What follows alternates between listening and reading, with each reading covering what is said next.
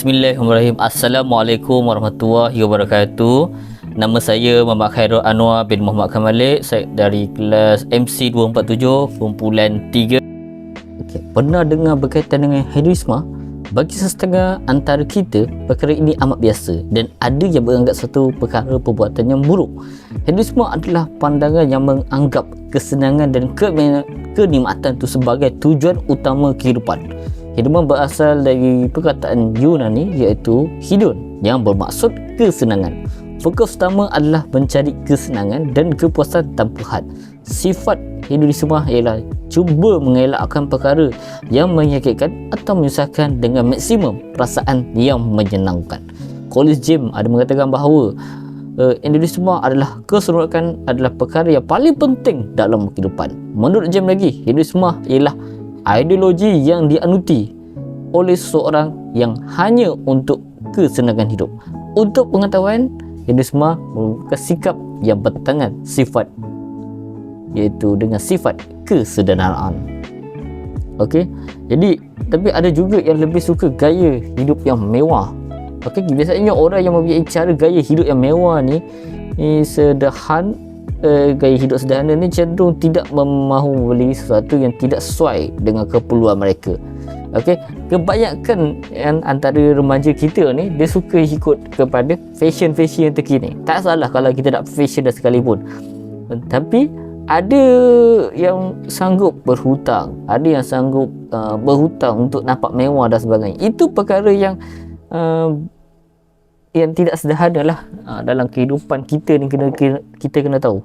Okey, so selain daripada itu juga hiburan yang suka berhibur secara melampau. Okey, contohnya pada tahun 2015 ataupun 2016 tiga orang remaja perempuan menghadiri konsert K-pop dan sebagainya, mengikuti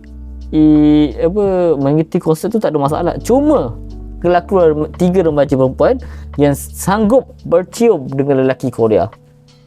Okey, perkara ini amatlah kita kena tegah daripada segi perbuatan dia dan sebagainya. Okey, sebab minat suatu perkara, hiburan ni adalah fitrah manusia. Okey, hiburan ni adalah fitrah manusia. Semua orang suka berhibur, semua orang suka kepada muzik dan sebagainya. Cuma kita kena tahu batasan dia, kita kena tahu cara dia, kita macam mana. Okey, jadi ada beberapa ciri dah yang mengatakan bahawa hedonisme ni. Selain daripada tu, ada yang suka membeli barang mewah, beli kereta-kereta mewah dan sebagainya. Okey, so ada yang juga suka berhutang. Nampak mewah, nak rasa diri tu bagus sangat, diri tu baik sangat. Contohnya kalau raya tu sebenarnya adalah fitrah, kembali pada fitrah manusia dah. Tapi sanggup dapat mewah untuk orang puji kita, orang sanjung kita semua. Itu perkara yang bertentangan dalam konsep kesederhanaan dan sebagainya. Okey, perkara ini amatlah perlu kita tegah supaya kita mampu memberikan yang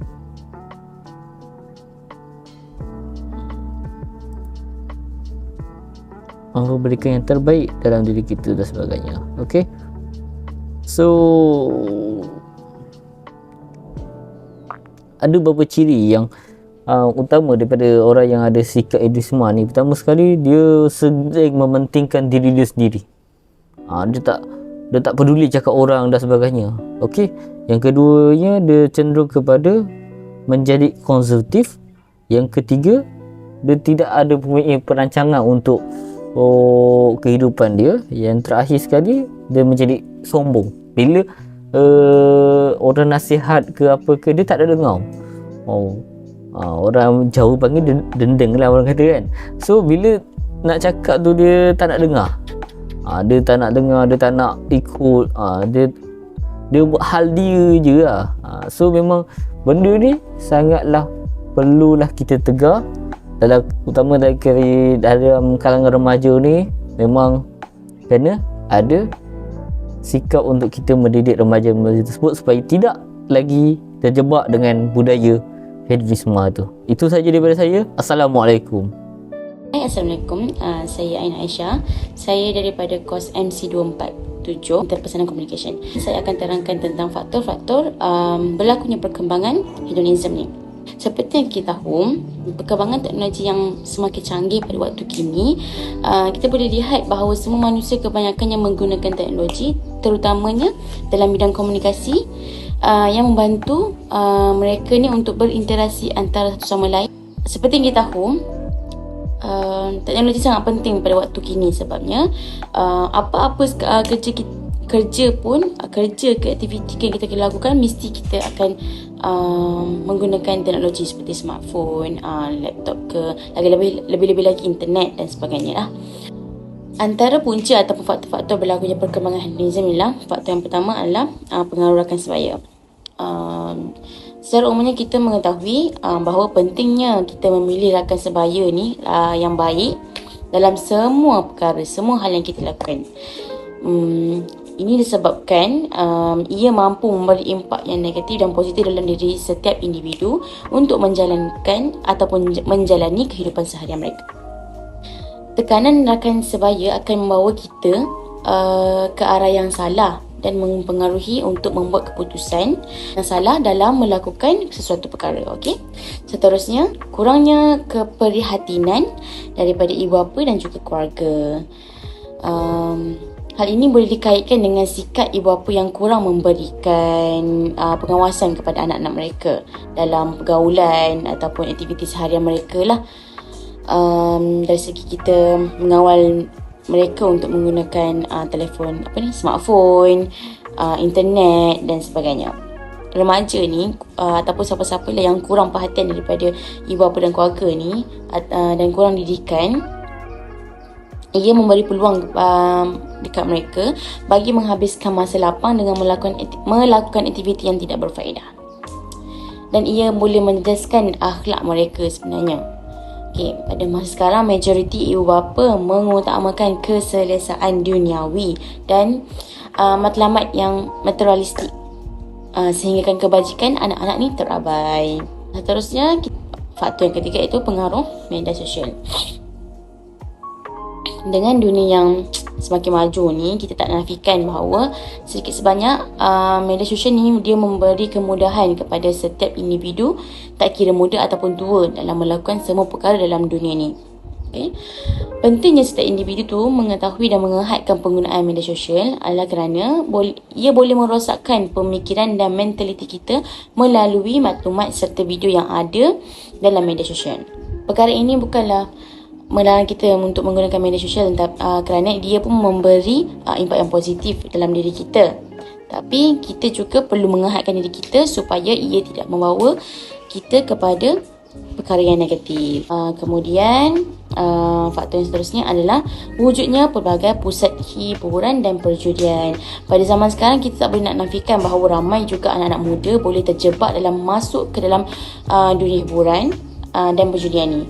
Perkara ini bukan berlaku di kalangan orang dewasa sahaja, tapi ia juga boleh mempengaruhi jiwa anak-anak muda kerana dipengaruhi dan terlalu taksub dengan keseronokan duniawi yang wujud terhadap perkara tersebut. Akhir sekali, kurangnya pegangan agama. Okey, pentingnya ilmu pengetahuan tentang agama ni lebih-lebih lagi dalam kalangan anak-anak muda supaya mereka lebih menjaga batasan dalam setiap perkara yang dilakukan. Perkara ini perlu dididik dan dipupuk dari awal lagi bagi mengelakkan kejadian yang tidak diingini seperti pergaulan bebas, kerosakan diri dan akhlak masing-masing. Apabila pegangan agama masyarakat, khususnya golongan muda, tidak kuat, tak teguh, mereka tidak akan mendapat ketenangan jiwa, dan inilah menyebabkan mereka mudah terjerumus dalam budaya hedonism ni. Jadi disebabkan dunia yang tanpa sepadan ni, budaya hedonistik ni boleh menyebabkan setengah pihak menghalalkan gaya hidup barat dan bertentangan dengan ajaran Islam. Oleh itu, remaja harus mengembangkan nilai-nilai yang cemerlang untuk mendapatkan ketenangan dalaman dan menjauhi budaya hedonism ni. Okay, di samping itu, bagi mengelakkan faktor-faktor berlakunya budaya hedonism ni, ia memerlukan kerjasama semua pihak bagi memanteras pengaruh buruk terhadap generasi kini supaya kita dapat melahirkan masyarakat yang lebih berilmu, berakhlak mulia dan mementingkan adab dalam setiap perkara yang mereka amalkan dalam kehidupan seharian mereka. Okay, itu saja. Sekian, terima kasih. Assalamualaikum dan selamat sejahtera. Nama saya Nur Nadira Uzman. Nombor matrik saya 2022211854. Saya adalah penyampai seterusnya. Mari kita lihat langkah-langkah dalam mencegah budaya hedonisme yang semakin berleluasa. Antara langkah pertama adalah kita harus mengembalikan masyarakat yang mencintai ilmu. Kita boleh lihat pada zaman sekarang terlalu banyak masalah-masalah yang berlaku seperti gejala sosial dan tingkah laku kurang sopan yang semuanya berpunca dari budaya hedonisme ini. Dengan mengembalikan masyarakat yang mencintakan ilmu, masyarakat akan faham akan keburukan dan kesan hedonisme ini. Apabila masyarakat mencintai ilmu, mereka akan lebih jeli dan cakna mengenai ilmu agama dan moral. Ini sangatlah penting agar dapat membentuk sasiah dan tingkah laku remaja ke arah yang lebih baik dan seterusnya membentuk satu masyarakat yang harmoni dan majmuk. Selain itu, sinergi semua pihak dalam menentang budaya hedonisme adalah penting juga. Ini kerana untuk mencegah budaya hedonisme, semua pihak antaranya institusi kerajaan, ibu bapa media massa, mereka semua memainkan peranan penting untuk mencegah budaya hedonisme ini. Antara langkah-langkah yang boleh dilakukan oleh pihak kerajaan adalah seperti melakukan kempen kesedaran yang bekerjasama dengan rakan-rakan artis atau ahli-ahli yang mempunyai pengikut ramai di media sosial. Ini kerana remaja-remaja ini senang mengikuti tingkah laku orang sebegini kerana mereka minat terhadap orang-orang tersebut. Justeru, ini dapat menarik remaja-remaja tersebut ke arah masa depan yang lebih baik kerana adanya kesedaran dalam hal-hal yang tidak baik. Semua pihak perlulah bekerjasama dalam hal ini supaya perkara-perkara ini dapat dilaksanakan. Tambahan lagi, keperluan ibu bapa dalam membentuk anak remaja juga perlu dilihat. Kita boleh mencegah sekiranya ibu bapa ini membantu anak-anak remaja kini dengan mendekatkan diri kepada mereka dan membantu. Golongan ibu bapa juga perlulah cuba mendengar golongan remaja atau anak-anak ini agar dapat mendapatkan kepercayaan daripada mereka. Setelah mendapatkan kepercayaan, barulah mereka akan sering berkongsi isi hati mereka kepada ibu bapa dan menjadikan ibu bapa mereka sebagai tempat yang selamat untuk mereka berceritakan masalah-masalah yang dihadapi mereka dalam seharian. Malah seharusnya ibu bapa membantu golongan remaja ini tanpa bersangka buruk atau syakwa sangka terhadap anak remaja ini. Ini kerana mereka mudah mendekati golongan dewasa jika hal ini dilakukan. Hal-hal yang nampak seperti remeh seperti ini penting dalam mencorakkan siapa ibu bapa di hati remaja pada masa kini. Akhir kata, dengan adanya langkah-langkah seperti ini, budaya hedonisme juga dapat dikurangkan sedikit demi sedikit, hari demi sehari, dan seterusnya dapat dibendung dari berleluasa.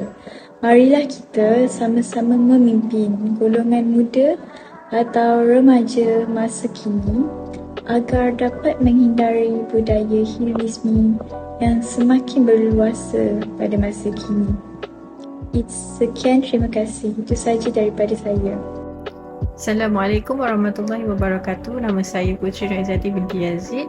Saya daripada kelas MC247. Terdapat beberapa kesan-kesan yang terjadi akibat daripada budaya hedonisme ini. Jadi, saya akan terangkan dengan lebih lanjut berkenaan dengan kesan-kesannya. Kesan pertama yang kita akan dapat lihat ialah kesan terhadap budaya pemakanan seseorang.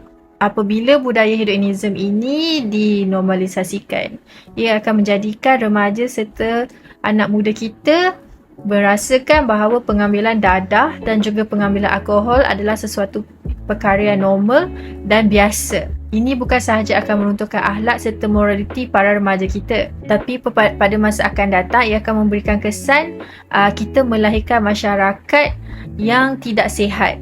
Ini kerana dadah dan juga alkohol akan memberikan impak kesihatan yang tidak baik kepada masyarakat. Yang kedua ialah pendedahan kepada budaya-budaya negatif. Budaya-budaya negatif yang dimaksudkan adalah seperti pergi ke kelab malam, menghadiri konsert yang tidak membawa manfaat, dan banyak lagi lah. Jadi apabila perkara ini berlaku, ini akan menyebabkan remaja serta anak-anak muda merasakan bahawa budaya-budaya negatif ini adalah sesuatu perkara yang tidak salah, dan mereka akan rasa yang budaya-budaya negatif ini memberikan mereka bukan sahaja keseronokan tetapi juga adalah satu achievement pada mereka. Mengapa mereka merasakan perkara ini adalah satu achievement? Ini kerana mereka akan dipandang tinggi oleh rakan-rakan sebaya mereka. Kesan yang seterusnya adalah pergaulan bebas yang bukan sahaja antara lelaki dan perempuan, ia juga boleh berlaku antara perempuan dan juga lelaki dan lelaki, bermakna hubungan sesama jenis. Mereka menganggap bahawa pergaulan bebas ini adalah sesuatu perkara yang normal, yang mana apabila mereka melakukan hubungan intim sebelum berkahwin adalah sebagai satu keseronokan, dan juga boleh dikatakan antara sesetengah daripada mereka menganggap yang hubungan seks sebelum berkahwin ini adalah sebagai satu achievement. Ini sangat membimbangkan kerana apabila berlakunya pergaulan bebas yang berleluasa tanpa kawalan, penyakit-penyakit kelamin akan banyak berlaku serta ia juga akan menyebabkan masyarakat akan datang akan mempunyai masalah dengan komitmen perkahwinan. Seterusnya, kesan yang terjadi apabila hedonisme ini dinormalisasikan adalah masalah gangguan seksual. Okey, masalah gangguan seksual ini akan berlaku apabila masalah ketagihan pornografi berlaku. Pada mulanya, mereka merasakan bahawa menonton pornografi ini adalah sesuatu yang tidak salah dan normal. Dan apabila perkara ini menjadi satu ketagihan, ia akan memberi kesan kepada masyarakat kita, terutama sekali wanita, golongan wanita yang mana lelaki akan menganggap bahawa melakukan gangguan seksual itu adalah sesuatu yang normal dan perkara itu disukai oleh golongan wanita, sedangkan perkara itu akan membuatkan ramai wanita berasa tidak selesa dan mereka rasa keselamatan mereka terancam. Dan akhir sekali adalah kesimpulan yang kita boleh dapatkan daripada laporan yang kami buat ni adalah gaya hidup hedonisme adalah satu pola kehidupan untuk mencari kesenangan dan keseronokan di dunia. Budaya ini amatlah sukar untuk dibendung pada zaman sekarang, tapi peranan yang paling penting untuk mengelakkan daripada budaya ini adalah sebenarnya datang daripada diri kita sendiri. Diri kita sendiri adalah first defense untuk mengelakkan daripada budaya hedonisme ini menjadi satu kebiasaan yang kita selalu buat di dalam hidup lah. Peranan masyarakat, keluarga dan juga kerajaan adalah sangat penting untuk mencari solution pada budaya ini supaya ia dapat dikurangkan dan akhir sekali ia dapat dibendung dan tidak membiak di dalam masyarakat kita. Kita juga perlu memupukkan diri kita untuk lebih mendekatkan diri dengan agama serta untuk memastikan generasi akan datang, which is anak-anak kita, untuk mengetahui keburukan budaya ini dan kalau boleh cuba untuk menghindarinya. Itu sahaja daripada kami, kumpulan 3. Sekian, terima kasih dan Assalamualaikum.